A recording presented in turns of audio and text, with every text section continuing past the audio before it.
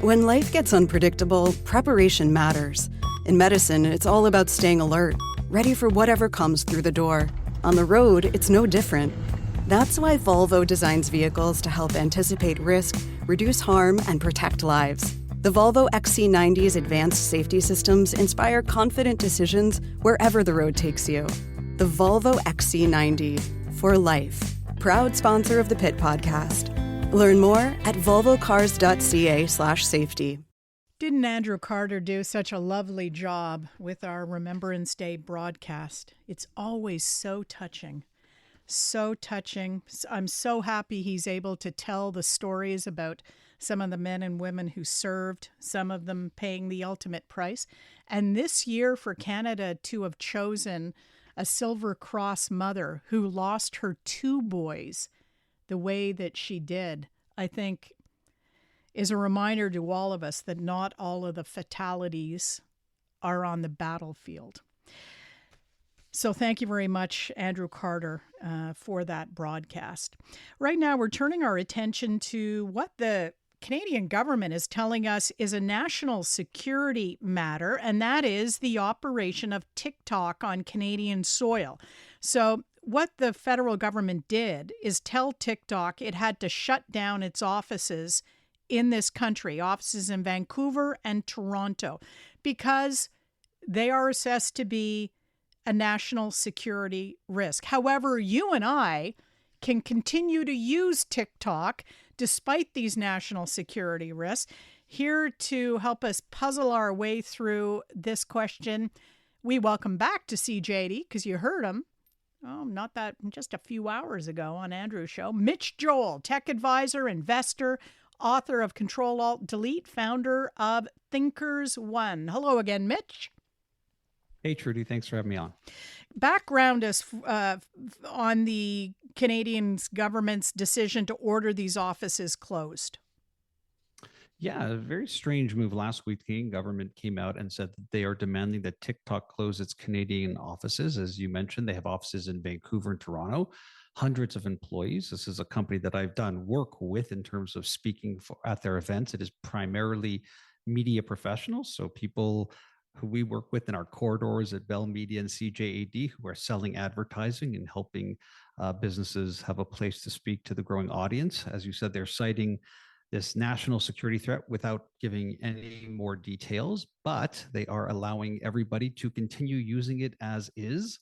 And it's leaving a lot of people asking a lot of questions, including those from the media saying, we're going to need a bit more information here as to why we're potentially laying off hundreds of media employees in a world where we're not sure why it's safe then for everybody to continually use it and be uploading both their content and private information, which is where they're located, what they're seeing, what they're looking at.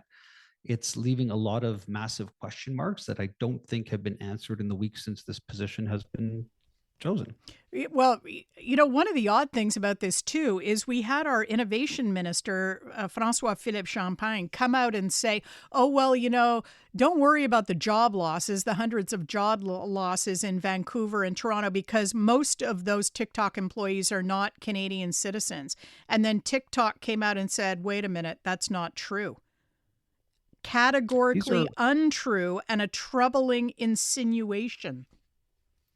Yeah, I mean, the people who I know who work there, including the head of TikTok in Canada, are Canadians. They are people who've been working in the media business for multiple years, if not decades, who have led other businesses to be thriving, who have left existing media properties to jump on here because there's obviously a lot of attention and traffic from Canadian interested users and wanting to be a part of it. And I feel the same way. When I heard this, I was flummoxed, especially in a world where, one, we should have a unified position here in terms of Canada. And if we're going to talk about it from a security risk, which it may in fact be, I can't tell you one way or the other. I don't have any of the information that the Canadian government has. I would assume that that same amount of data leaking is going to the US in terms of people being on platforms like YouTube and Google and Meta and beyond. So what's the unified stance if we are worried about that? And then I think secondarily, if we're looking at this in terms of protecting Canadian citizens in particular, I'm going to assume based off of TikTok's demographics, the young, why is it okay for them to keep using it and not have a full-on ban, which, by the way, has been talked about in other countries, in particular in the US, even though the conversation in the US seems to have cooled. The former head of CSIS, David Vigneault, says it is very clear from the app's design that data gleaned from its users is available to the government of China. Yet you have the aforementioned innovation minister saying to Canadians, you have to draw your own conclusions about TikTok.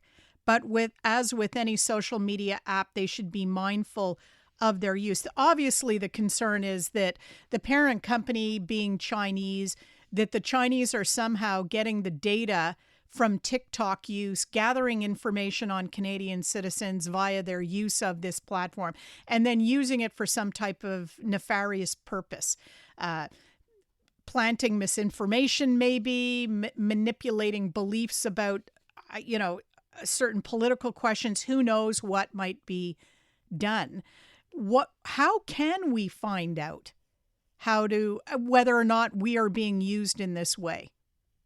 Yeah, I don't know that we can. And I don't know that that statement is relegated just to a state like China. Also, what I find interesting is our foreign affairs minister, Melanie Joly, was speaking last week and said that while we know the servers aren't based in China, that they're based in Singapore, and that both in Canada and the US, there is a very delineated line between what is and what can't be accessible. And there's no proof of anything being accessible from what I've heard. This is not what Melanie Joly said, but her final message was ultimately, we want to send a message to China in terms of their investment in Canada. So again, we can say these things, but should it not be unified across any corporation that might have connections to China, or any organizations that might be trying to influence any form of media here? And listen, I could go down conspiratorial paths in terms of what's happening here. I could look to things like potentially, what about the media lobbying group in Canada? That Canada media does not want to see a Google, Facebook 2.0 happening again up here with TikTok and other emerging platforms. And there might have been some lobbying done there. I don't know. I'm just saying, if I were put on what would be the reasoning behind this, TikTok is taking up a lot of oxygen when it comes to attention and viewing time. We know that traditional media's revenue has been struggling. We've seen major corporations seeing 10+ year lows in terms of revenue forecasting.